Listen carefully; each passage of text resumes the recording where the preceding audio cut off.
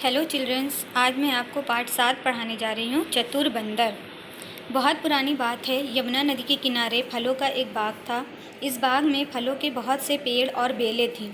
बाग में अनेक बंदरों ने अपना डेरा जमा रखा था। वे दिन भर पेड़ों से फल तोड़ तोड़ कर खाते। कुछ शरारती बंदर बहुत से फलों को इधर उधर फेंक देते। उन्होंने अंगूर की बेलों को तो पूरी तरह नष्ट कर डाला था। इन बंदरों की शरारत से अब बाग के पेड़ों के फल भी समाप्त होने लगे थे, क्योंकि ये बंदर पूरी तरह पकने से पहले ही फलों को नष्ट कर डालते थे। कहते हैं कि जब पेट भरा हो तो चीज़ की कद्र नहीं होती। ये कहावत इन बंदरों पर सटीक थी।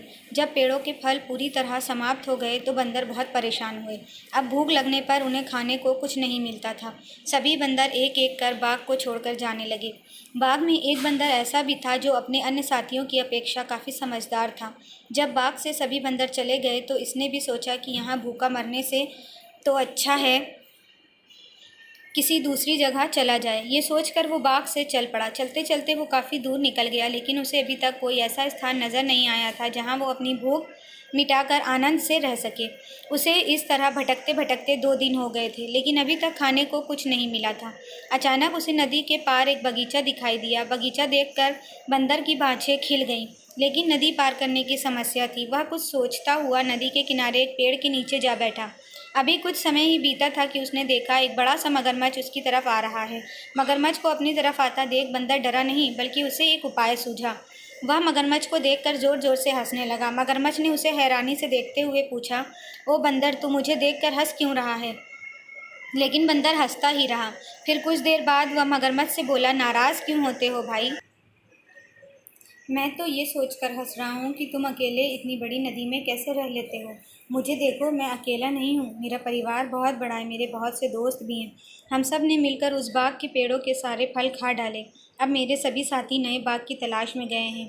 मुझे यहाँ इसलिए बैठा गए हैं क्योंकि वे मुझे अपना राजा मानते हैं। अब तुम समझे कि मैं तुम्हें देखकर क्यों हंस रहा था? बंदर ने कुछ रुक कर फिर कहा, अरे भाई मगरमच्छ, तुम भी अपने दोस्त बनाओ, अपना परिवार बढ़ाओ। इस तरह इतनी बड़ी नदी में अकेले रहकर क्या तुम्हारा जी नहीं उठता? बंदर की ये बात सुनकर मगरमच्छ हंसने लगा। हंसते हंसते उसने बंदर से कहा, अरे तुमने ये कैसे सोच लिया कि इस नदी में मैं अकेला ही रहता हूँ? शायद तुम्हें पता नहीं कि हम मगरमच्छों की संख्या तुम बंदरों से भी अधिक है।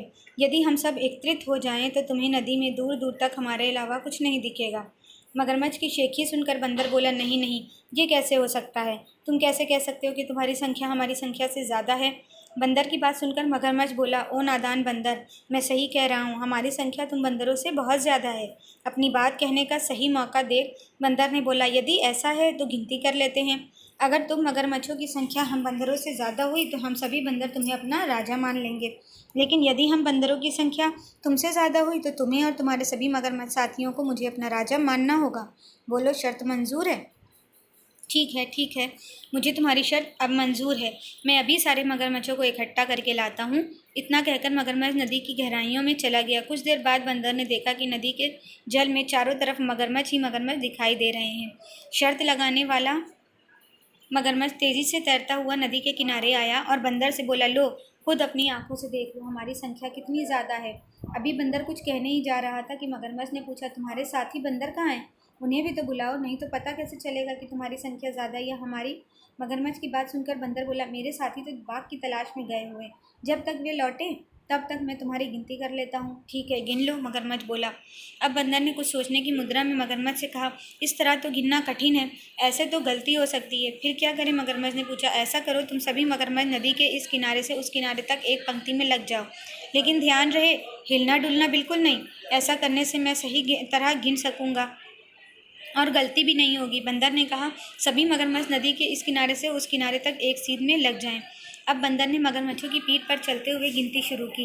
1 2 3, इस तरह गिनते गिनते वो आखिरी मगरमच्छ की पीठ पर पहुंचा और नदी के दूसरे किनारे पर कूद गया। वो वहां खड़ा होकर जोर जोर से हंसने लगा। पहले वाले मगरमच्छ ने जब देखा कि बंदर तो नदी के दूसरे किनारे पर खड़ा होकर मज़े से हंस रहा है, वो वापस नहीं लौट रहा, तो वो पंक्ति से निकलकर जल्दी जल्दी तैरता हुआ उस किनारे पर पहुंचा और बोला, ओ बंदर, तू यहाँ खड़ा होकर फिर हंसने लगा। अब क्यों हंस रहा है तू?